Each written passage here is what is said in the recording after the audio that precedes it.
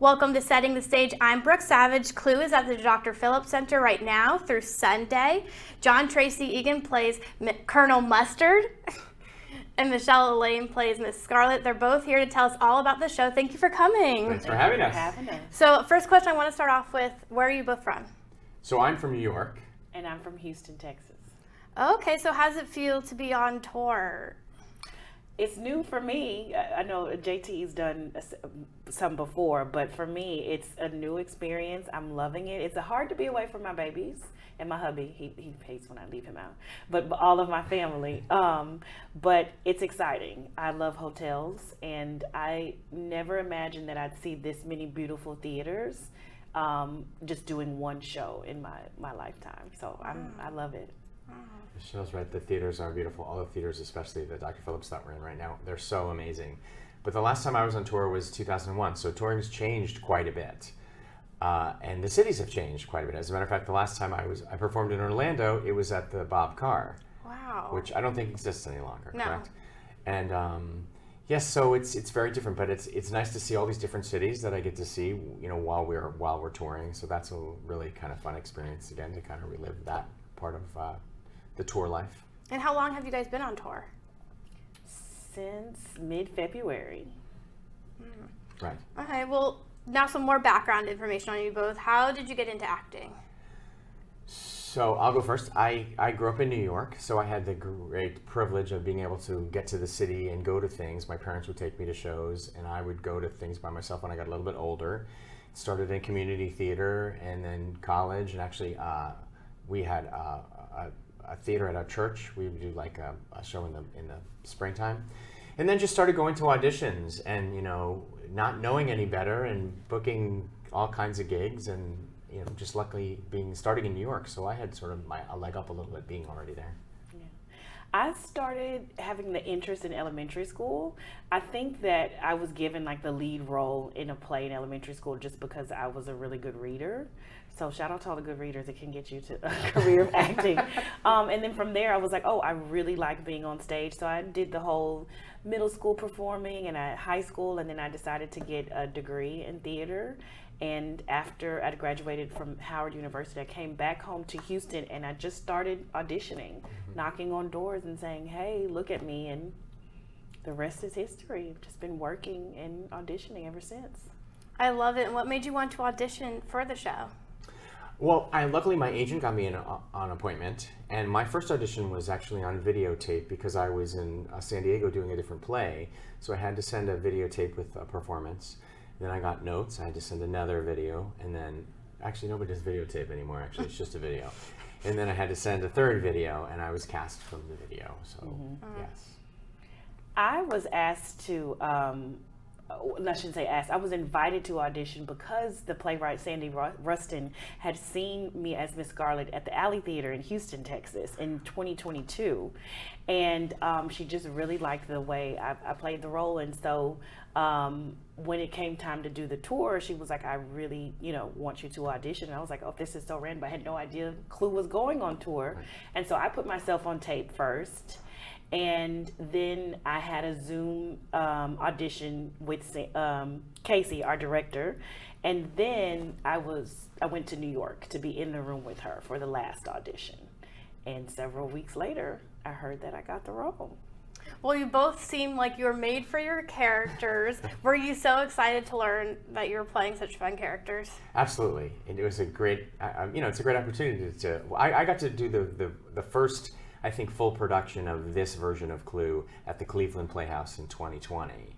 So I was in that production, also then moved to the Paper Mill Playhouse, and then also to be invited to be a part of the tour was really fantastic. I love Miss Scarlet. I really liked Miss Scarlet even before I did the play, because I did see the movie way back when. And so, yeah, I mean, it's just a ridiculous play, but in the best way. So if you want to have like uproarious laughter, I think I made that word up, it's equally fun for us on stage as it is for the audience. So yeah, I'm just geeked about the opportunity. And it's so fun. Yeah, I'm sorry. Our audiences are amazing. They've been amazing everywhere we go. They're huge and they're very reactive, and that's so fun for us. Yeah. How do you feed off of that? Oh, we feed off it for real. Once we sort of know, you have to hold for laughs. Sometimes the houses are very big, so you really have to hold. There's a couple of moments in the show where I have, like before I speak, I have to give them a moment to register what just happened with that other character. And if you give them the moment, they will laugh. But otherwise, if you go too fast, you're sort of cutting them off from laughing. So I feel like you have the most moments. I like do that, have those especially moments, right before, in our very last very scene. end, right. He times it perfectly, but he has so many throughout. I got a laugh last night that I had never gotten before, and I was like, okay, Orlando. Quite honestly, it's a confidence boost when you're on stage. You're like, okay, they like her. Let's keep going. Right. And it fuels you to just go even bigger. But I got to laugh in like my first scene, and I had to hold for it. I was like, I've never held here before. So that was exciting. There was one that happened in one of the cities. It's the one where I have the drink, and I have they laughed, and the other actors held, and then they kept laughing, and by the time I had to speak, I thought, oh, what's my line? Yeah. I'm like, is it still me? For a second, because they really held for so long that I thought, oh my gosh, it's still me. So. I feel like that would totally happen to me. I'd be like, wait, where were we at in the show? Yeah, exactly. again? I was like, because I'm used to the rhythm of whatever it is. I'm just like, oh no, I have to finish this line. So. Or when you're laughing at your castmate, JTE promises he's been doing this whole time, but I have not seen it. And he held something up in front of his face last night, and I couldn't take it. So I really happened to. What? I was like, what is he doing? And so I dropped my line, and he gave it to me. But I do like to try to make Michelle laugh. Yes, he does. I have And he heard does that it about every day. actors trying to make each other laugh or Right. having their own techniques to hide their laughter from breaking. So I It's love to hear hard. that. It's hard because sometimes we just full out laugh, and hopefully you're paying attention to that actor and not this actor at the moment, right? And how do you relate to your characters? How I relate is I think he has a certain, I studied opera, he has a certain operatic quality to him. Everything is big, everything is loud, everything is strong, even if it's wrong. So I think sometimes that's probably how I relate to it the most, is I can be big and loud and wrong. Yes. I think that Miss Scarlett is a leader, even when I'm not trying to be. That is a natural quality I think that I have. She certainly commands a room. She says more than I'd like to think anyways, as far as what's in her stream of consciousness, and she has fun with poking fun at folks. That's a similar quality that I have. And in this particular instance, and I think in life, she's about her business. And in that way, I really admire her. So it's nice to kind of channel that in my own life. Like, well, Miss Scarlett would say, or do this. So yeah, I would say that's how. And how do you prepare for your roles? Is there certain techniques you use and how you get into character? I think the costume helps a lot, and sort of the stature of, I'm wearing a uniform like a colonel's uniform, and come in sort of with a hat and a raincoat, and you just sort of, there's a posture that sort of happens with it. And it's sort of maintaining that posture gives me that character. I think that's part of it. I struggled with Miss Scarlett when I was playing Miss Scarlett in Houston, and for me, it wasn't super obvious what she wanted. And I feel like that's kind of the case for all of the characters. Like, you have to really, everybody wants to, I think, be relieved of this burden, Right. I'd say. Right. But you have to figure out why specifically does your character want that, and how is that character going to go about getting it. And one day for me, it just clicked. And I created a backstory. I was able to create a whole backstory of like this lineage of madams for Miss Scarlett, and where she was from, and what she likes and what she doesn't like, and what she's seeing in this space uniquely to her. And I'm, as far as I wrote it all down. I kept thinking about it each time in rehearsal, and I still kind of build on it now. I really love hearing about the thought process and all the research and even the backstories that you sometimes have to make up when it comes to acting. Oh yes, Oh, we're absolutely. making everything up. I mean, Colonel Mustard is a colonel. How did he become a colonel?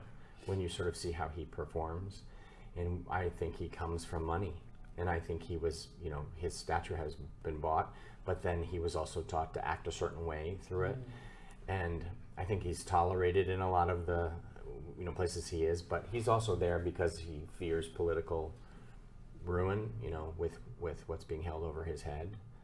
But in some ways, he's a little bit of an innocent, because it's not that he doesn't have ideas, he does, but he maybe is not that bright all the time. I hate to say that he's not that bright, but Michelle teases me because you make the best dumb face. Just void of everything. Anything I going go on away. there. Just That is hilarious. This question I always love to ask: if you could play any other role in the show, who would it be and why? I play Miss Scarlet. I would play, and I would love to see it. I hope we could just get a space one day where the theater Everybody would let trade. us just trade. That would be hilarious. I feel like Mrs. Peacock, but I also, I don't know, I'm thinking Mrs. Peacock number one, and then maybe Mr. Professor Plum. Yeah. It's funny that I've directed 2 productions of Clue. One was a high school, one was a professional. And for a minute there, I toyed with making Miss Scarlet a person of a different sex, of a male who dresses as a female. And then I thought, well, no, female actors will be very angry at me presenting it. Just play Miss you Scarlet. just took another role away from the female actors. Yeah. But we toyed with it for a second, just thought, Interesting. And I know you talked a little bit about this. Can you tell me more about the process of developing the show? You mentioned how it originated in Cleveland, right? That wasn't the first production okay. of it. There were productions of it in Pennsylvania and Massachusetts. The first versions were those. So that was almost the building block where they threw it out there and they decided, no, this wasn't the version we really wanted to present. So they went back to the drawing room, and that's where our writer came into it, Sandy Rustin.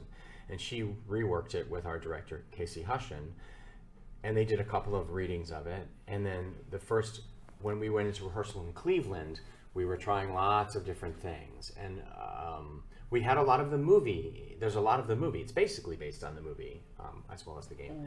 But it's basically based on the movie because the movie has such a huge following. So it was about figuring out, how do you bring the movie to the stage in its different parts? And that's where we developed most of it in Cleveland. And it has changed a little bit throughout. I mean, this is even a different version than, a little bit different version, line-wise, than we did in the beginning. And what's your favorite part of the show?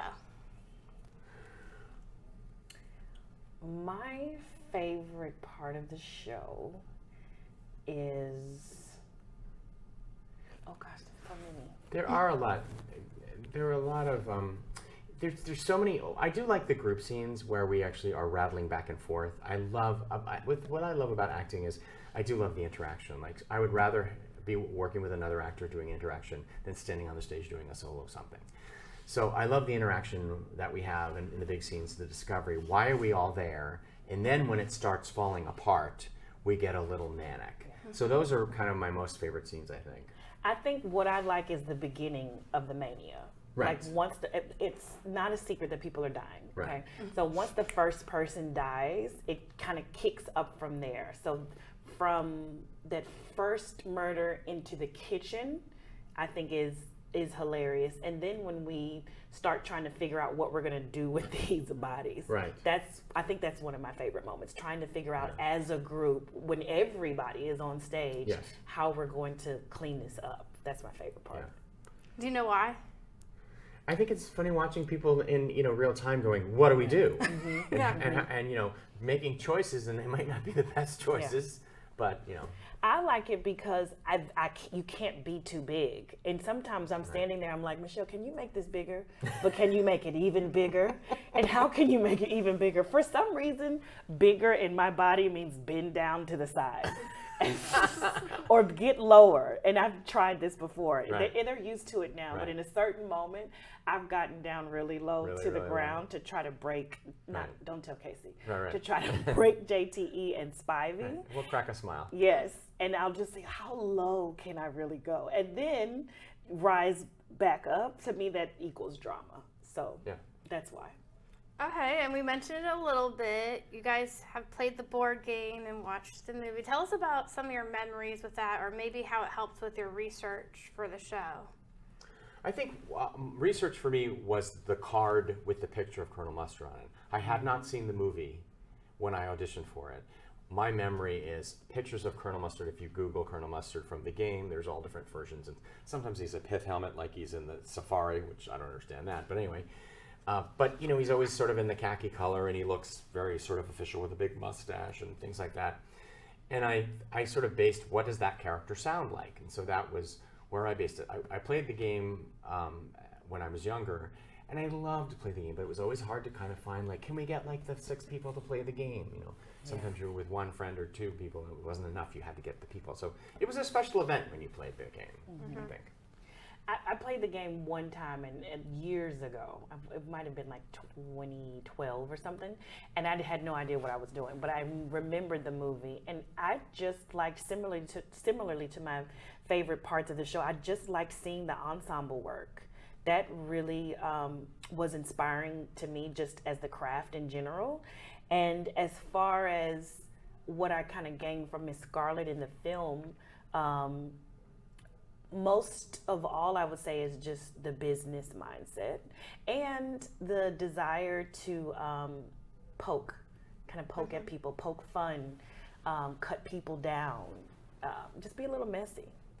That's really what I got from her. And from there, I just was like, how can I put my own spin on it? When we were in Cleveland, they used to put out the board game Clue for the audience. So there was a bunch of board games in the lobby for the audience to play before. And a lot of times we'll notice people will come dressed in costume for their favorite characters and things like that. But the game was sort of a prequel to coming in to see the show when they presented it at the Cleveland Playhouse.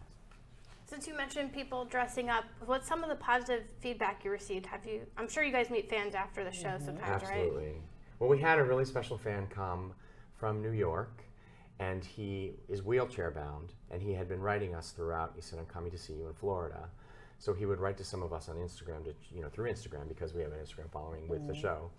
He said, "I'm coming to see the show," and so we kind of invited him to just come to the stage door and took pictures with him, and he was so excited. So he's going to try to see us when we hit Schenectady at some point again. But that was really kind of special because it meant a lot to him, so that he had to make a big effort to come to Florida to see it, and he lives in Albany, so it was a big deal. Very nice. Yeah.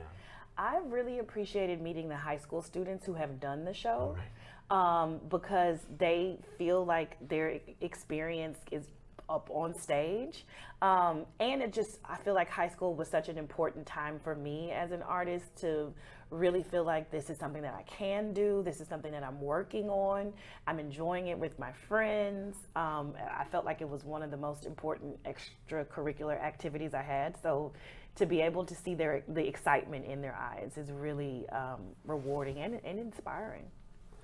The high school that I directed it in had double cast, and we went to see a production that a friend of mine directed that actually one of our actors was in Long Island. So we took a bus out to Long Island to see it because the kids wanted to see.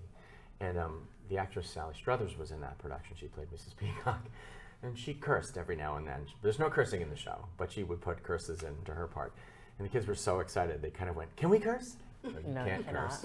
You have to say the script the way it's written. Sally gets away with it because she's a television star. And she's very funny. That's funny. Yeah. Is there anything else you want to bring up about the show? I would say if you're thinking about coming, but you feel like I don't know the movie, or it doesn't matter. No. Just come. Some of the best kind of feedback I've gotten is from people who had no idea what Clue was. Right. They just knew other people were like really fanatic about it, and they have had a blast. So I would say just come. And don't be afraid to laugh out loud, because it's a fun show. And sometimes in pop culture, people do know. They know the name Clue. They'll know Colonel Mustard. They'll know Miss Scarlet. They'll know Mrs. Peacock. They'll know the names. They know the weapons and things like that, but they don't know why they know them. It's just part of pop culture. So they do have a little bit of a connection to it. And if you don't know it or you haven't seen it, you come and you have a great time. Yeah. It's kind of a nice surprise. A lot of people have told us that. Is there any sort of improv going on with the show too? Oh, when we forget lines, there is.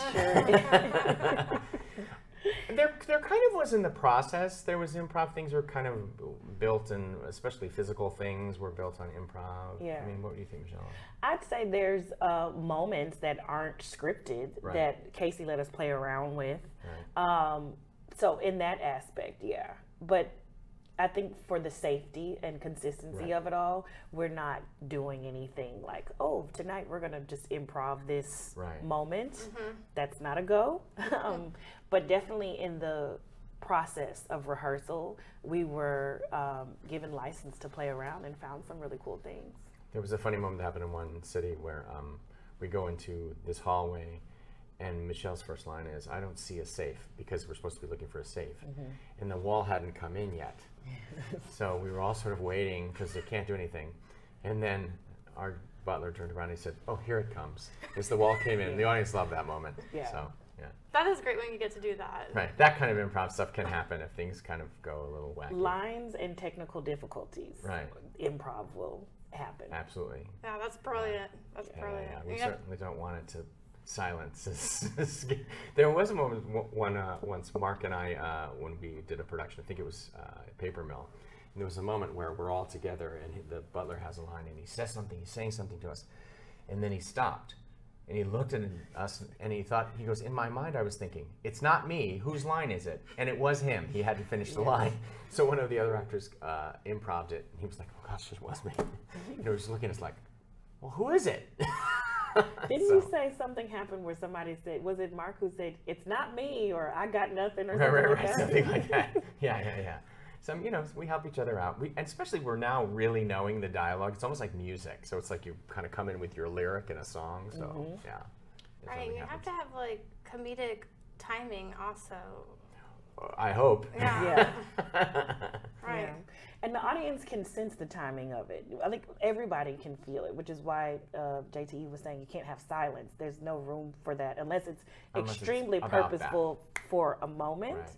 But we got to keep it going so that if there is a line dropped or something is happening, improv will happen, or we'll feel that something needs to happen right now in order for the ship to keep on sailing. I wish I could see everyone's faces when the doorbell rings and we're all facing front. And sometimes they don't ring the doorbell a second time, so the audience doesn't laugh immediately, but then they start laughing because we're not moving, we're frozen. Yes. And I'm sure everyone's faces are priceless. Yeah. And then we turn around and answer the door, but you're thinking, "Oh gosh, who's at the door?" Another person's at the door. So. It's very cool to hear how you guys are able to cover up some things, like when it comes to lines and everything. And by the way, our swings are really great at it too. Yes. Our understudies are fantastic. They plop in, and you would never know they were the odd man out that goodness, no. day. They're just quick. It's incredible. It's it's difficult. It's a difficult play because of where the lines fit. It's not always, who's speaking, and you really have to pay attention. We said we have to pay attention. The audience has to pay attention. You can't glaze over and think about, did I turn the stove off? No, you gotta stick with it. Otherwise, whoops, line went by. Yeah, I don't think people realize just how much goes into putting on a performance. And it's an intense 90 minutes for us. Our brains are, engaged. Exactly. Well, again, you could catch Clue at the Dr. Phillips Center now through Sunday. I also posted the details on clickorlando.com/setting the stage. John and Michelle, thank you so much for joining us. Thank you, Brooke. Thank you. This is great.